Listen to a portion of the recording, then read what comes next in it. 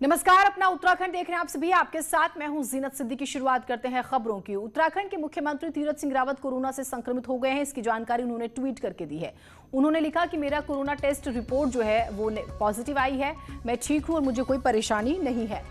Doctors की निगरानी में मैंने स्वयं को आइसोलेट कर लिया है। आप में से जो भी लोग कुछ दिनों में मेरे संपर्क में आए हैं, कृपया सावधानी बरतें और अपनी जांच करवाएं।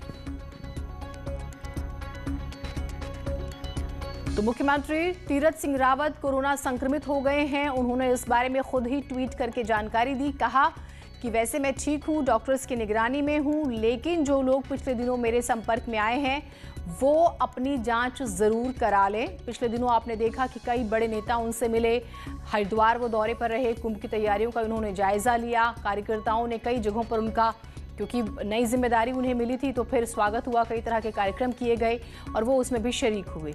तो लगातार वो जब से उन्होंने पद संभाला है चर्चा में बने हुए हैं और अब उन्होंने ट्वीट किया कि मेरी रिपोर्ट कोरोना पॉजिटिव आई है।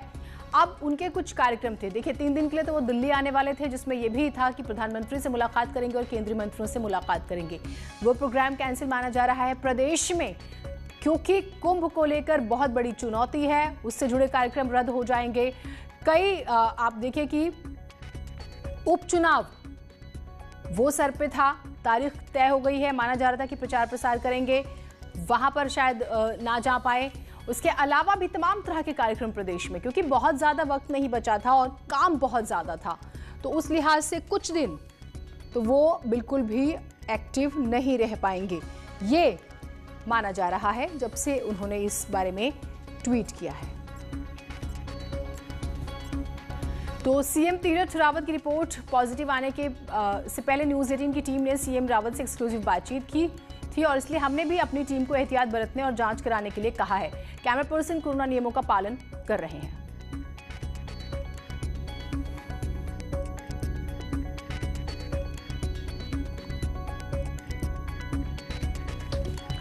सुनील नवप्रभात हमारे साथ, हमारे सहयोगी जुड़े हुए हैं। सुनील, अब ये ठीक है कि मुख्यमंत्री जो है उन्होंने ट्वीट करके जानकारी दी कि उनकी रिपोर्ट पॉजिटिव आई है। हम अपनी टीम को भी कह रहे हैं, जो भी संपर्क में आए वो भी अपनी टेस्ट कराएंगे।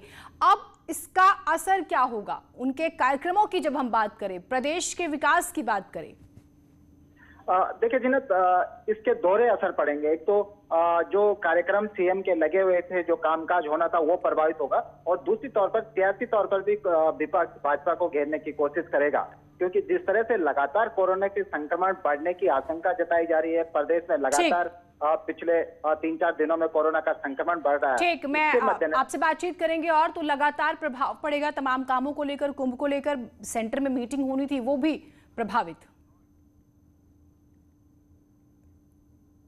ज्यादा रुकेगा तो ज्यादा दिन चलेगा और इसलिए उसी प्रकार से हमारी नदियां, हमारे कैनाल, ये सारी चीजें हैं, बस करने की जरूरत है। देश को पानी के संकट से बचाने के लिए इस दिशा में अब तेजी से कार्य करना हम सबकी जिम्मेवारी है। केन बेतवा लिंक प्रोजेक्ट भी इसी विजन का हिस्सा है। मैं मध्य प्रदेश और उत्तर प्रदेश, वहां के दोनों मुख्यमंत्री, दोनों सरकारें और दोनों राज्य की जनता, आज मैं उनको जितनी बधाई दूं उतनी कम है।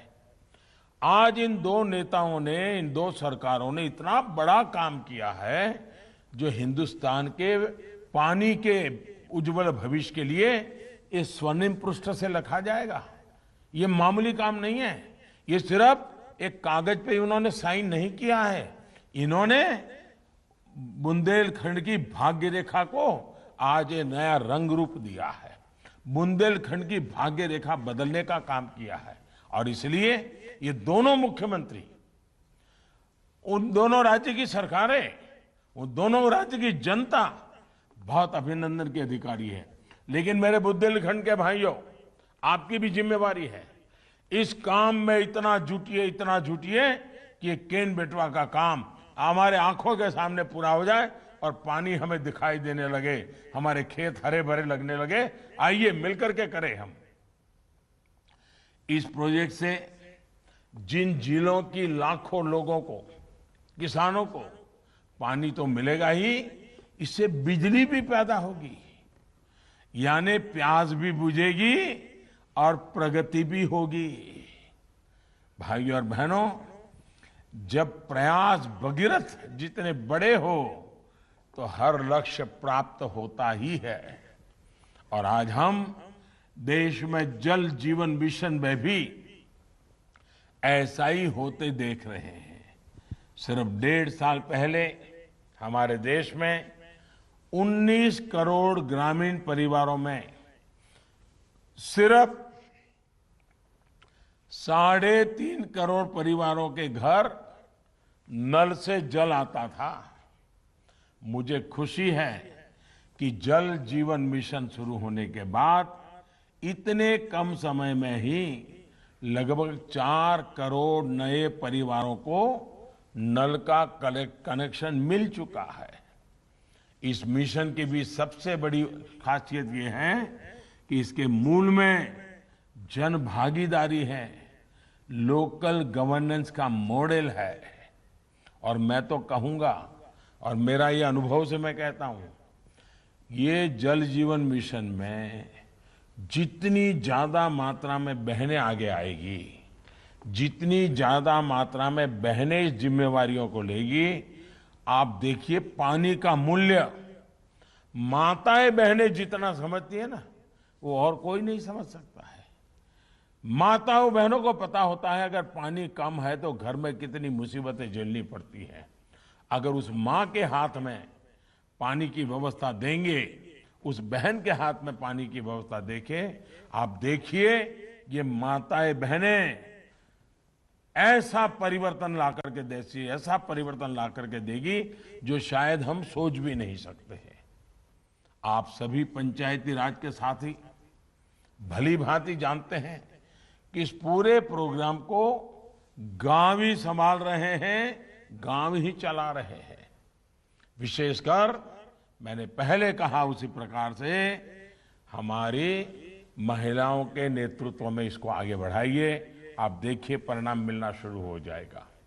मुझे खुशी है कि स्कूल हो, आंगनवाड़ी हो, आश्रमशालाएं हो, हेल्थ एंड वेलनेस सेंटर हो, कम्युनिटी सेंटर हो, ऐसे स्थानों पर प्राथमिकता के आधार पर नल से जल पहुंचाया जा रहा है। साथियों, जल जीवन मिशन का एक और पहलू है जिसकी चर्चा कम ही होती है।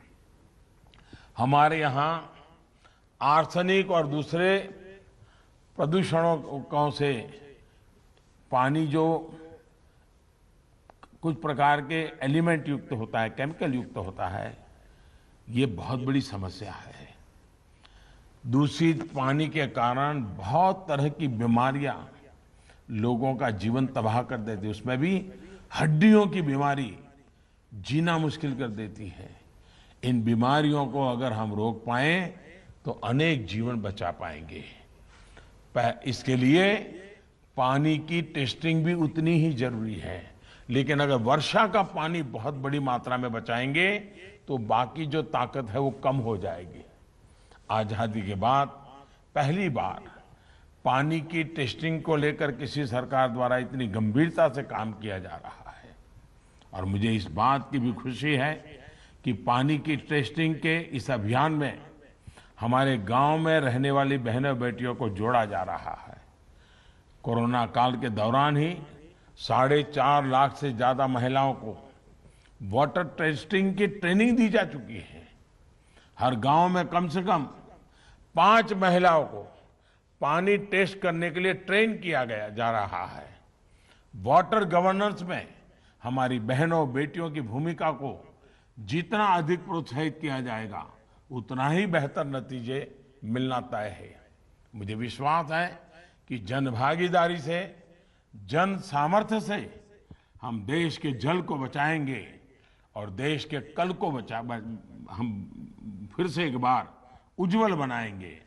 मेरा एक बार फिर देश के सभी नौजवानों को, सभी माताओं बहनों को, सभी बच्चों को, लोकल बॉडीज को, सामाजिक संस्थाओं को, सरकार के विभागों, सभी राज्य सरकारों से आग्रह है कि जल शक्ति अभियान को सफल बनाने के लिए हम सब एक संकल्प लेकर के आगे बढ़े। आने वाले 100 दिन पानी की तैयारी, जैसे घर में बड़े मेहमान होकर आने वाले हो, जैसे गांव में बारात होने वाली हो, तो गांव कैसी तैयारी करता है? महीने भर पहले से तैयारियां शुरू हो जाती है, बारात आने वाली।